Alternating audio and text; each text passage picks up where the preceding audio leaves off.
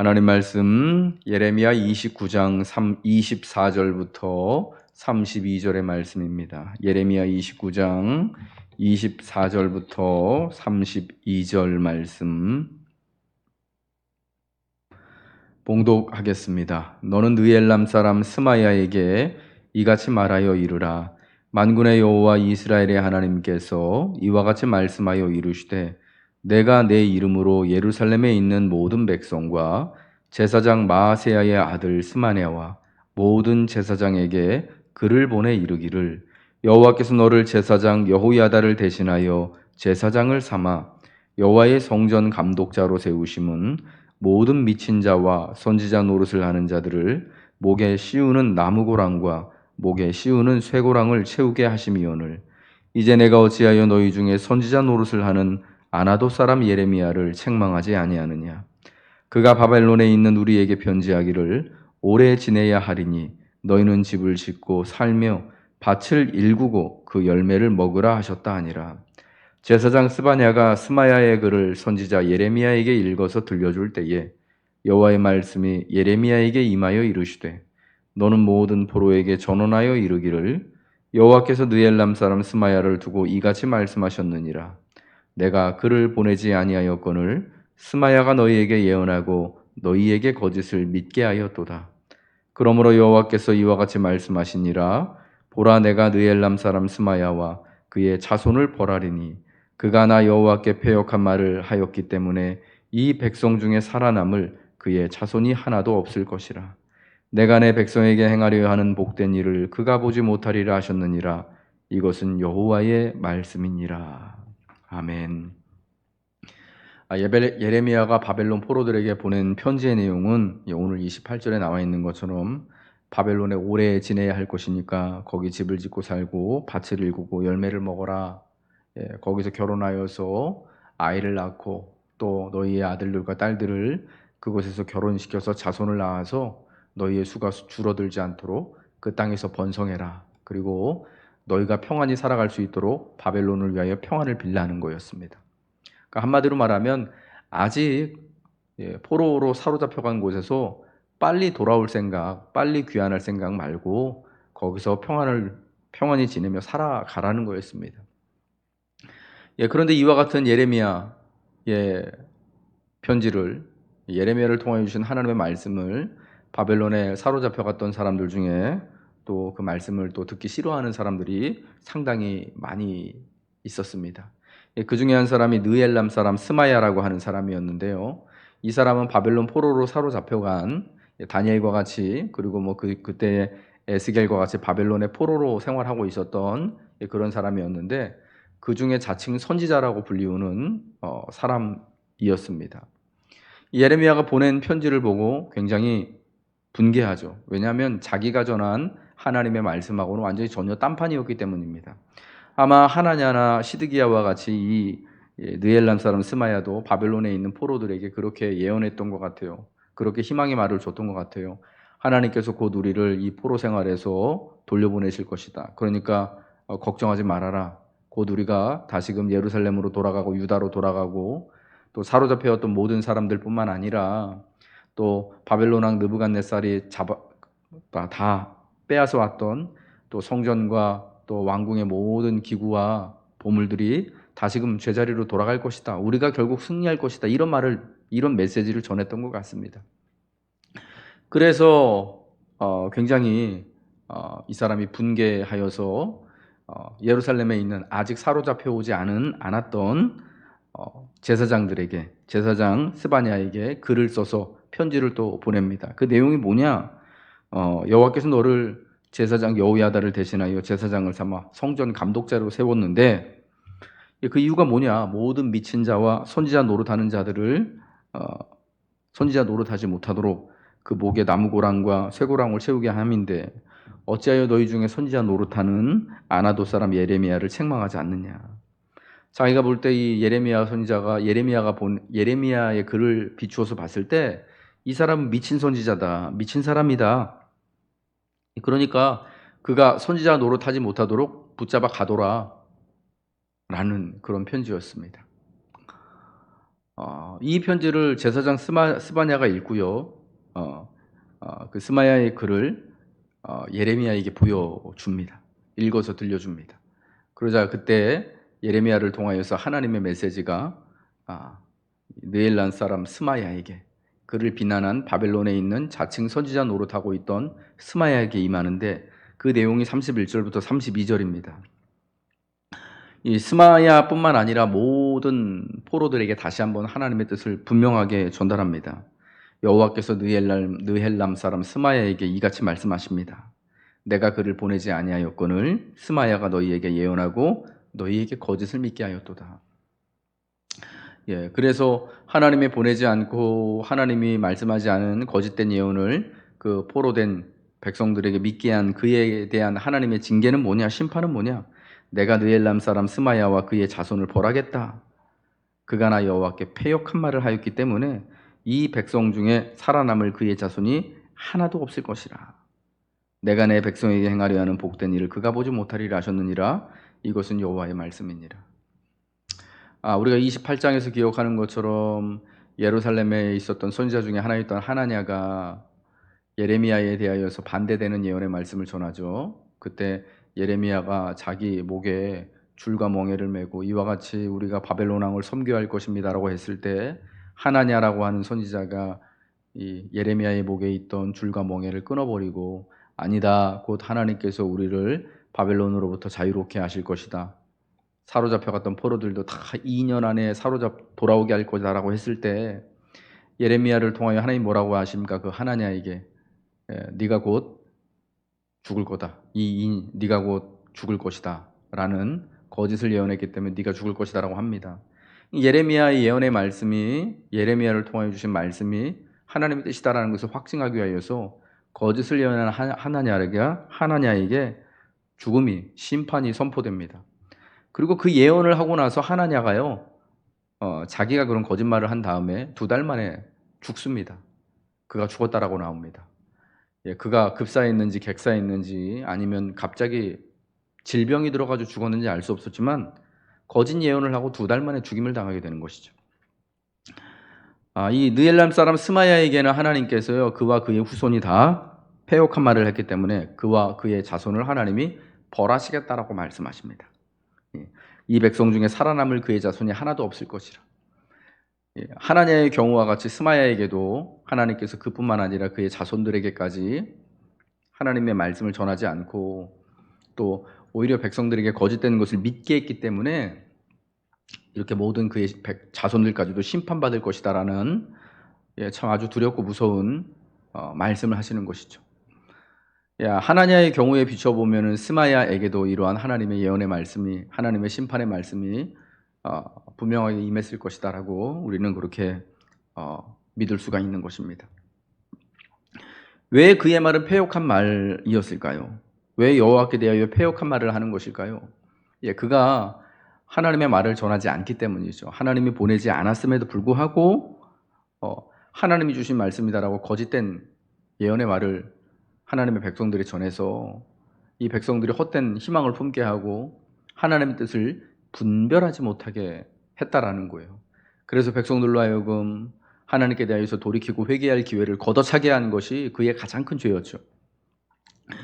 저는 그래서 오늘 본문을 보면서요, 여호와의 이름으로 말하는 것에 대한 그 무게와 그 책임에 대하여서 다시 한번 무겁게 느끼는 것입니다. 사실 이 스마야와 같은 사람이요, 있어야 돼요, 세상에는. 특히 바벨론의 포로로 사로잡혀간 그런 형국에 있는 사람들에게, 사실은 절망 가운데 있는 사람들한테 희망을 이야기하는 사람이 있어야 하지 않겠습니까? 오늘 우리 코로나로 인하여서 힘든 이 세월 가운데 우리가 이제 이것 때문에 굉장히 다 힘들게 됐습니다. 죽게 됐습니다. 앞으로 세상의 삶이 다 이전과는 다르게 될 것입니다 하면서 막 이런 얘기하는 것도 뭐 옳은 얘기, 그 현상을 그대로 얘기하는 것도 좋지만, 그러나 희망을 이야기하는 사람도 있어야 되잖아요. 우리가 곧 백신도 발견될 것이고 하나님의 은혜가 있으면 다시금 교회도 우리의 삶도 회복될 것입니다. 곧 이전과 같이 우리가 삶을 살아가며 그리고 또 모이고 예배하고 할 수 있을 것입니다. 여러분, 이렇게 얘기할 수 있는 것이잖아요. 그런 사람이 분명히 있어야 하는 것이지 않습니까? 그리고 또 특별히 또 또 하나님의 이름으로 백성을 위로하는 저와 같은 그런 역할을 하는 목회자들에게, 사역자들에게 또 그런 분명한 모습이 있어야 되는 것이죠. 그런데 왜 이때 스마야와 같은 사람들은 하나님께 대하여서 패역한 일을 하는 사람이 되는 것이고 옳지 못한 일을 하는 사람들이 되어지는 것입니까? 예, 희망을 이야기하고 위로를 하는 것도 다 좋아요. 너무 필요해요. 그러나 그것이 하나님의 이름으로 할 때에는 좀 더 분별 있게 해야 한다라는 거예요. 좀 더 무거운 책임감이 있어야 한다라는 것이죠. 희망을 이야기한다고 해서, 백성들을 위로한다고 해서 듣기 좋은 말을 해 주어서 이 절망 가운데 있는 사람들에게 용기를 북돋아 주는 건 너무나 필요하고 중요한 일이지만, 그럼에도 하나님의 이름으로, 그것이 원래 하나님의 뜻이 아닌데도 불구하고 하나님의 이름을 가지고 그렇게 자기 마음대로 한다면은, 아무리 좋은 말을 한다고 하더라도요, 그것은 하나님께 대하여서 패역한 일이 되는 것이고, 사실은 희망을 이야기하지만 백성들에게 아무런 도움이 되지 않는 그러한 공허한 외침이 되어질 수밖에 없다라는 것입니다. 중요한 것은요, 아무리 우리가 좋은 말을 하더라도 하나님이 그렇게 말씀하지 않으셨다면은 그게 아무런 소용이 없더라는 것입니다. 여러분, 그래서 하나님의 이름으로 말하는 데는요, 하나님의 이름으로 살아가는 데는 무거운 무게감이 있는 거예요. 책임이 있는 거예요.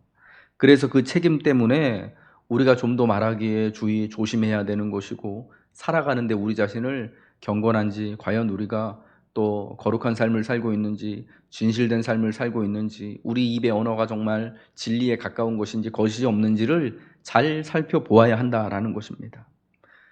코로나 이 사태를 통하여서 교회의 사회적 공공성에 대하여서, 교회의 책임에 대하여서 지금 이야기들이 많이 나오고 있습니다. 공교롭게도 이 코로나가 확산되어지는 통로 가운데 한국의 교회가 있었습니다. 여러 가지 복잡한 상황들로 인하여서 지금 그런 모습들이 보여지고 있죠.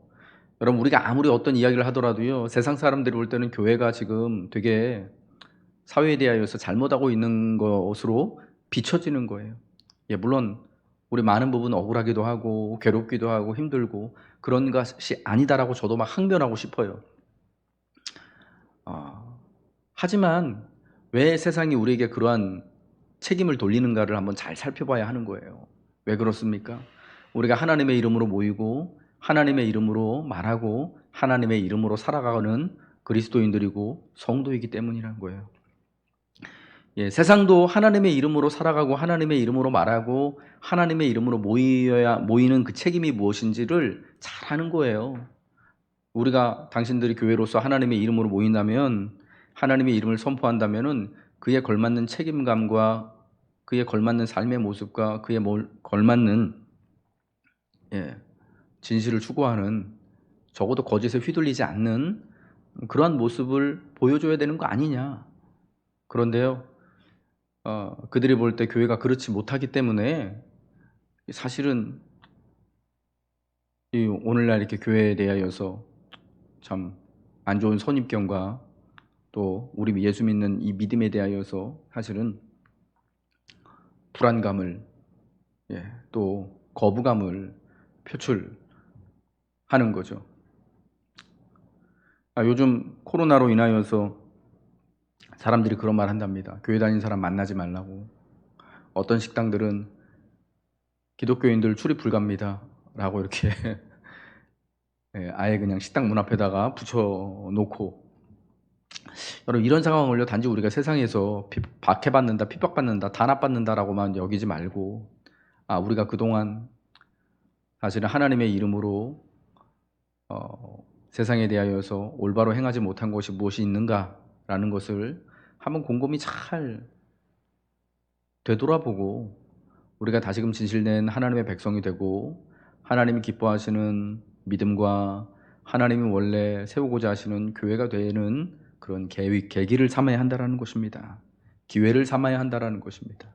왜냐하면 예수 믿는 곳에는요, 하나님의 이름으로 살아가고 하나님의 이름으로 모이고 하나님의 이름으로 말하는 거에는 그만큼의 커다란 무게와 책임이 분명히 있다는 것입니다. 그럼 우리 사랑하는 우리 성도 여러분들, 오늘 한 날 우리가 하나님의 이름을 우리가 붙들고 살아가는 사람으로서 또 그에 걸맞는 믿음을 보여줍시다. 그에 걸맞는 책임 있는 이 삶의 자세를 가지고 오늘 우리 한 날을 살아가야 할 줄로 믿습니다. 하나님의 백성답게 거짓된 것에 우리가 휘둘리고 거짓을 믿는 것이 아니라 하나님이 우리에게 말씀해 주신 올바른 진리의 말씀을 올바른 것들을 분별하며 또 살아갈 수 있기를 여러분 다시금 결단하시기 바랍니다. 하나님의 말씀이 우리 가운데 있게 되어질 때 우리는 어떠한 또 어려움의 상황 가운데서도 그 하나님의 말씀 때문에 위기를 돌파하고 또 우리가 마침내 또 하나님이 기뻐하시는 그러한 우리의 믿음의 삶 그리고 또 우리의 모임인 교회를 우리가 함께 이루어가게 될 줄로 믿습니다. 분명한 것은 하나님의 진리의 말씀이 가려지지 않고 분명히 우리에게 선포될 때 또 우리 믿는 그리스도인들과 교회를 통하여서 이 말씀이 세상 가운데 여러분 마치 거울과 같이 잘 또 반사되어지고 반영되어질 때 이 아픈 이 세상이 거짓으로 점철된 이 세상이 전염병으로 뒤덮인 이 세상이 강건케 되어지고 또 회복되어지는 은혜를 누리게 될 줄로 믿습니다. 기도하겠습니다. 하나님, 하나님의 말씀에 대적하여서 거짓된 말을 전한 그 패역한 선지자 스마야와 그의 자손들에게 하나님께서 벌을 내리신다라고 말씀하셨습니다. 하나님이 그를 보내지 않았음에도